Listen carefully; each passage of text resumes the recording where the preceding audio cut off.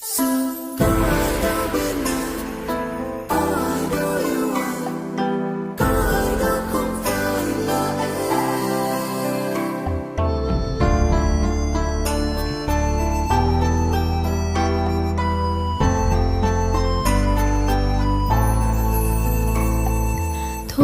người ơi, anh về đi nhé anh.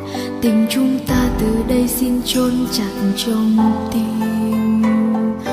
Em cầu mong ở đâu anh cũng yên bình. Tình yêu mới sẽ cho anh nhiều hạnh phúc hơn. Em còn yêu, em còn mong nhớ anh, mà chính anh làm ta hôm nay phải xa nhau. Bao lần anh dối gian em bỏ qua rồi, nhưng anh vẫn xem yêu đương như một trò vui.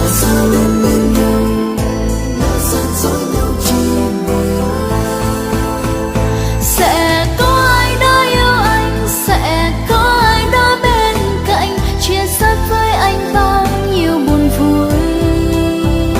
Tình yêu không như trò chơi, em không muốn con tim nhỏ nhoi của em lần nữa phải đau vì yêu anh. Đừng níu chỉ đưa tay em đến lúc em muốn dừng lại. Em biết nếu bên anh không bình yên, đành thôi ta không nợ duyên, hai ta cứ xem như bạn thân. Đừng níu kéo hôm nay mai sau phải ân hận.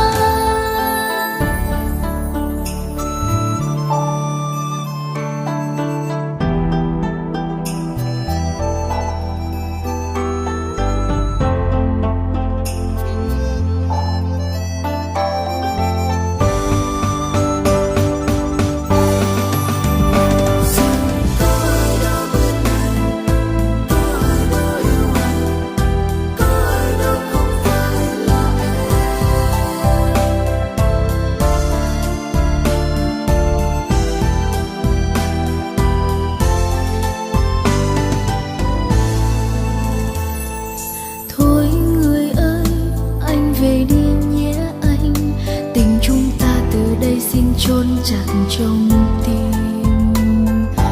Em cầu mong ở đâu anh cũng yên bình, tình yêu mới sẽ cho anh nhiều hạnh phúc hơn.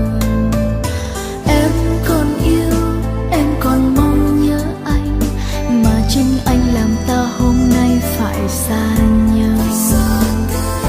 Bao lần anh dối gian em bỏ qua rồi, nhưng anh vẫn xem yêu đương như một trò vui.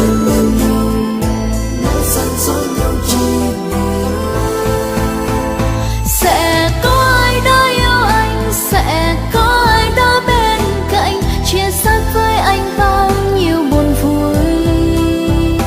Tình yêu không như trò chơi, em không muốn con tim nhỏ nhoi của em lần nữa phải đau vì yêu anh. Đừng níu chỉ đưa tay em đến lúc em muốn dừng lại. Em biết nếu bên anh không bình yên, đành thôi ta không nợ duyên, hai ta cứ xem như bạn thân. Đừng níu kéo hôm nay mai sau phải ân hận.